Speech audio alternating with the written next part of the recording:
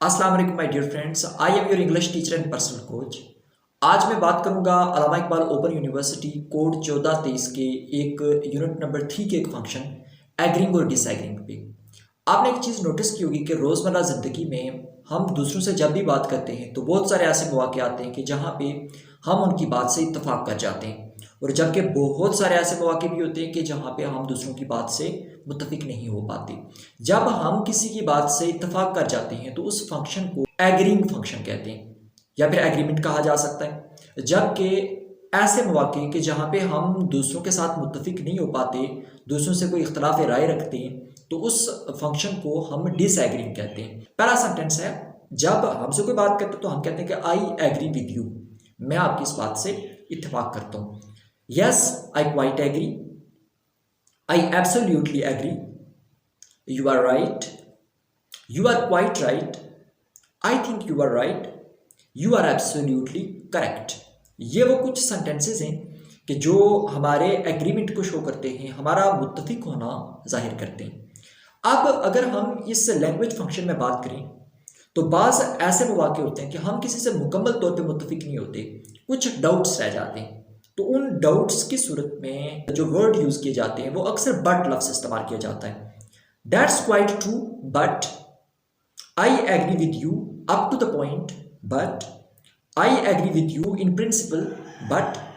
जब आप लफ्ज़ बट का यूज़ करते हैं तो इट मीन्स ये कि आप कुछ और भी कहना चाहते हैं, आप उसमें समथिंग ऐड करना चाहते हैं। तो ये उस सूरत में लफ्ज़ इस्तेमाल किया जाता है जब आप किसी हद तक किसी से मुत्तफिक होते हैं। अब तीसरा फंक्शन वो आता है कि जिसमें हम मुकम्मल तौर पे किसी से डिसएग्री कर जाते हैं, हम उससे इत्तफाक नहीं करते। उसके लिए कौन से सेंटेंसेस यूज़ किए जाते हैं? I don't agree, I am sorry, I don't agree with you, I am afraid, I don't agree with you at all. I can't agree with you. No, you are wrong. I am afraid. I disagree. I don't share your opinion. ये वो कुछ examples हैं कि जिसमें आप दूसरे को ये बावर करवा देते हैं कि आप उसकी बात से मुकम्मल तौर पे इख्तलाफ कर रहे हैं, आप उसकी बात को नहीं मानते। जब मैं बात करूँ मुकम्मल तौर पे आप जब किसी से डिसएग्री होते हैं, जब मुकम्मल तौर पे आप उसकी बात नहीं मानते, उससे बिल्कुल आप मुत्तफिक नहीं होते, तो उस सूरत में जो लफ्ज़ इस्तेमाल किए जाते हैं वो है I don't agree at all, nonsense, rubbish, you must be joking, you are talking nonsense, you are absolutely incorrect. ये वो फंक्शंस हैं जब आप मुकम्मल तौर पे किसी से आप डिसएग्रीमेंट शो करते हैं तो तब ये अल्फाज इस्तेमाल किए जाते हैं। फॉर एग्जाम्पल, मैं चंद सेंटेंसेस आपके साथ शेयर करना चाहता हूँ कि जो एग्रीमेंट के तौर पे हमने वो सेंटेंसेस भी बनाने हैं कि जो एग्रीमेंट शो करेंगे, और कुछ वो सेंटेंसेस आपके साथ में शेयर करूँगा जिससे कंप्लीट डिसएग्रीमेंट शो होता है। एक सेंटेंस हमारे पास है, get a CNG kit fit in the car, कि आपके पास एक सीएनजी किट है वो आप कार में फिट करवाना चाहते हैं। अगर आप उसमें एग्रीमेंट शो करते हैं तो आपको कुछ यूँ अल्फाज कहने पड़ेंगे कि मैं ये सीएनजी किट अपनी कार में लगवाना चाहता हूँ क्योंकि ये पेट्रोल से सस्ती है और इसलिए मुझे ये अफोर्डेबल पड़ेगी। वो कुछ जवाब इस तरह से देता है, I quite agree with you, CNG is half the price of the petrol and is environmental friendly, planting trees in residential areas makes our atmosphere better, provides shade and oxygen, cleans the air, and the course looks pretty. Administer polio drops to all children in the country. Agreement जब आप show करते हैं तो यूँ कहा जा सकता है, you are right, I quite agree with you, children should be given polio drops so that they may not suffer from polio. Next sentence, women should not be allowed to participate in politics. ये एक sentence है, जब आप disagreement show करते हैं तो आपने क्या एग्जांपल देनी है, I don't agree with you at all, women should get the same opportunities like men, कि खवातीन को भी वो मौका मिलना चाहिए जो मर्दों को मौका मिलता है। Next sentence, police should be given total control to maintain law and order, कि पुलिस को वो सारे कवानीन की पासदारी के लिए उन्हें मुकम्मल तौर पर कंट्रोल देना चाहिए। तो डिसएग्रीमेंट के लिए वो यूँ सेंटेंस इस्तेमाल करता है, I am afraid, I can't agree with you. Police should not be given total control over law and order. Next sentence, we should allow Indian films to be screened in the country, तो इसके लिए disagreement के लिए वो word use करता है I am sorry, I don't agree with you, I think Indian films should not be allowed in the country, यानी ये स्ट्रॉन्ग डिसएग्रीमेंट शो कर रहा है। Next sentence, we need to be educated in order to develop a nation. Agreement के तौर पे जो sentence use करता है, कहता है yes I quite agree as only educated nations are making progress in the world. Next sentence आपके साथ में जो शेयर कर रहा हूं, कहता है कि cricket is very popular in our country. Agreement के तौर पे yes you say right as we see the young people playing cricket on busy roads in our country. Next sentence, dirty water affects our health. Agreement के तौर पे yes it is quite right, dirty water causes lot of diseases like hepatitis, diarrhea। और last sentence, writing practice improves handwriting. Agreement के तौर पे जब मैं इस सेंटेंस को यूज करता हूँ, exactly it is true as practice makes us perfect. ये वो चंद सेंटेंसेस हैं कि जिनको आप प्रैक्टिस करके एग्रीमेंट और डिसएग्रीमेंट के फंक्शन को बआसानी समझ सकते हैं। अस्सलाम वालेकुम माय डियर फ्रेंड्स, आज मैं यूनिट नंबर 3 के नेक्स्ट टॉपिक की बात करूंगा, जिसमें मैं आपको सिखाऊंगा कि पास्ट इंडेफिनाइट टेंस इसकी पहचान क्या होती है, उर्दू में इसके जुमले कैसे बनाए जाते हैं और इंग्लिश में इसके जुमले कैसे बनाए जाते हैं और इसके रूल्स क्या होते हैं। वीडियो को शुरू से लेकर आखिर तक जरूर देखिएगा और समझ आने की सूरत में अपने दोस्तों के साथ शेयर भी जरूर कर दीजिएगा। अगर हम पास्ट इंडेफिनाइट टेंस की बात करते हैं तो ये वो ज़माना है जिसमें काम किसी स्पेसिफिक जो एक्शन होता है उसको पास्ट में गए हुए किसी ख़ास काम को रेफ़र किया जाता है, उसका जिक्र किया जाता है। ये एक पास्ट इंडेफिनाइट टेंस है। मिसाल के तौर पे I ate lunch at noon today, he drove to work yesterday. दूसरी कंडीशन इस पास्ट इंडेफिनाइट टेंस में ये है कि a complete action or time. मिसाल के तौर पे she finally mailed the letter, Jamil finished her report on time. Simple past tense is expressed with the past form of the verb. Past form of the verb इसमें use की जाती है। मिसाल के तौर पे माई grandfather died at last year. यहाँ पे जो लफ्ज डाइड इस्तेमाल किया गया है ये second form of the verb use की गई है। पास्ट इंडेफिनाइट टेंस की एक सिंपल शनाख्त ये भी है कि इसमें second form of the verb use की जाती है। मिसाल के तौर पे वर्क की second form worked, started, stared, lived, stitched. ये second form of the verb है।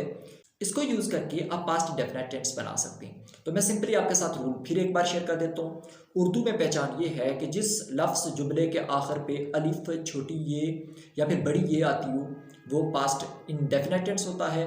और इंग्लिश में इसके रूल्स ये हैं कि सबसे पहले इस पर आप सब्जेक्ट इस्तेमाल करते हैं, उसके बाद second form of the verb use करते हैं और उसके बाद आप ऑब्जेक्ट इस्तेमाल करते हैं।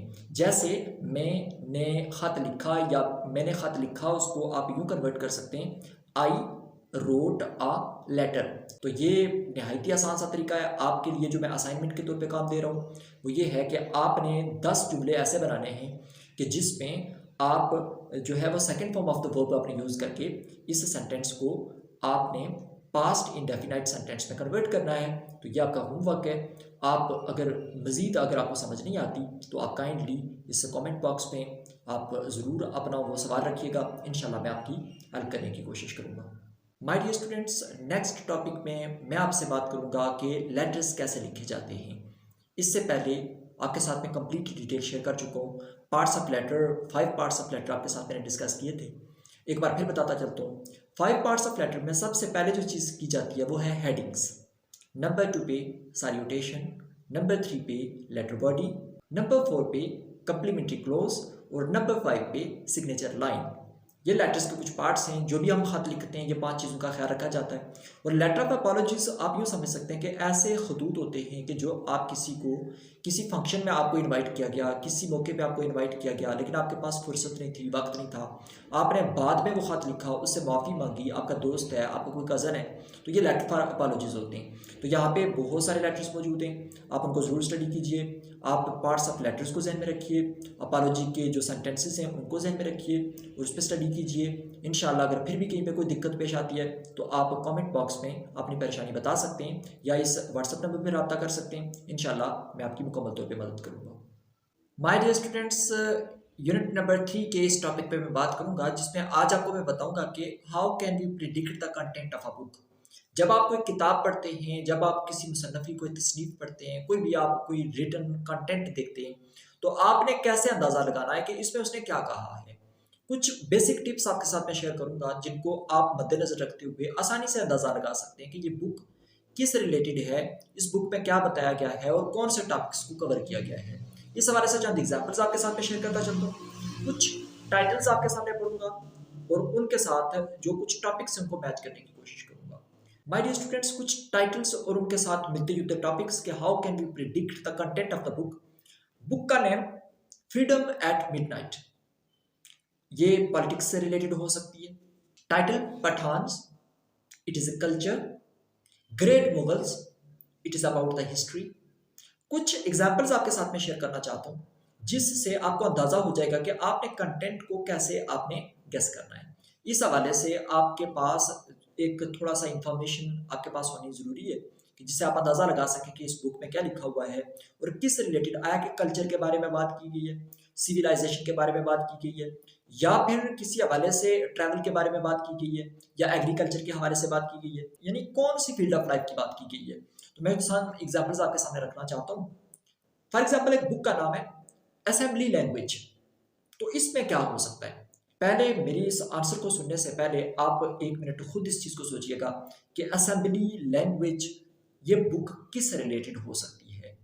तो फिर उसके बाद आपने इस आगे वीडियो को देखना है। This book may describe assembly language, ये किताब असेंबली की लैंग्वेज, असेंबली की जुबान बयान करने के लिए इस्तेमाल की जा सकती है। दिस बुक में contain different material about computer languages, ये कंप्यूटर की मुख्तलिफ जबानों से मुतल्लिक़ भी हो सकती है। दिस बुक में also guide the students to control the assembly process, ये तालिब इल्मों को असेंबली के प्रोसेस को समझाने के लिए भी इसका इस्तेमाल किया जा सकता है। इसी तरह एक एग्जाम्पल है, जैसे बुक का नाम है मेकिंग ऑनलाइन टीचिंग एक्सेसिबल। इससे आपको क्या अंदाजा होता है, आप पहले गैस कीजिएगा, फिर मेरी इस वीडियो को पास करके आगे देखिएगा कि मेकिंग ऑनलाइन टीचिंग एक्सेसिबल, तो ये बुक किस रिलेटेड हो सकती है, इसका ये टाइटल कौन से टॉपिक्स को कवर कर सकता है। तो उसमें बताता चलूं कि दिस बुक में be about online teaching, about use of the computers, about course specially design for disabled students, about designing online courses.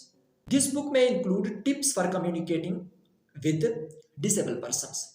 यानी मैं आपको सिंपली एक चीज बताता चलूं कि जब आप किसी कोर्स ऑफ कंटेंट या फिर आप किसी चीज को प्रिडिक्ट करते हैं, तो प्रिडिक्ट करने के लिए आप उसके टाइटल को पढ़ के उसके टॉपिक्स को कवर करने की कोशिश करते हैं। इसके लिए थोड़ा सा आपके पास वोकैबुलरी, थोड़ा सा जनरल नॉलेज, थोड़ी सी आपकी स्टडी होना बहुत ज़रूरी है, ताकि आपको अंदाज़ा हो सके कि ये जो बुक है, ये जो टाइटल हमें दिया गया है, ये आया के सिविलाइजेशन से रिलेटेड है, आया के पॉलिटिक्स से रिलेटेड है, एजुकेशन से रिलेटेड है, या कौन सी डोमेन, कौन सी फील्ड ऑफ लाइफ से रिलेटेड है। जब आपको यह अंदाजा होगा कि किस फील्ड से रिलेटेड है, तो फिर आप आसानी से उस कंटेंट को आप आसानी से प्रिडिक्ट कर सकते हैं। इसकी एग्जांपल मैं कॉमन एग्जांपल आपको दूंगा। क्लास 9 का फर्स्ट चैप्टर जो कि हजरत खदीजा के नाम से मंसूब किया जाता है। जब हम ये ऊपर टाइटल पढ़ते हैं हजरत खदीजा, इट मीन्स ये कि कंप्लीट लाइफ स्टोरी ऑफ हजरत खदीजा, उनके बारे में, उनके बिजनेस के बारे में, नबी पाक सल्लल्लाहु अलैहि वसल्लम के साथ उनके ताल्लुक के बारे में और हजरत खदीजा की पूरी फैमिली के बारे में वहाँ पे एक मुकम्मल आउटलाइन दी गई है। और इससे हमें अंदाजा हो सकता है कि ये जो चैप्टर नंबर 1 है क्लास 9 का, इसमें हजरत खदीजा से रिलेटेड सारी इंफॉर्मेशन शेयर की गई है। तो बहुत ही आसान है, आप अपने नॉलेज को थोड़ा सा बढ़ाइए, अपनी स्टडी को थोड़ा सा बढ़ाइए और आप आसानी से इस टॉपिक को कवर कर सकते हैं।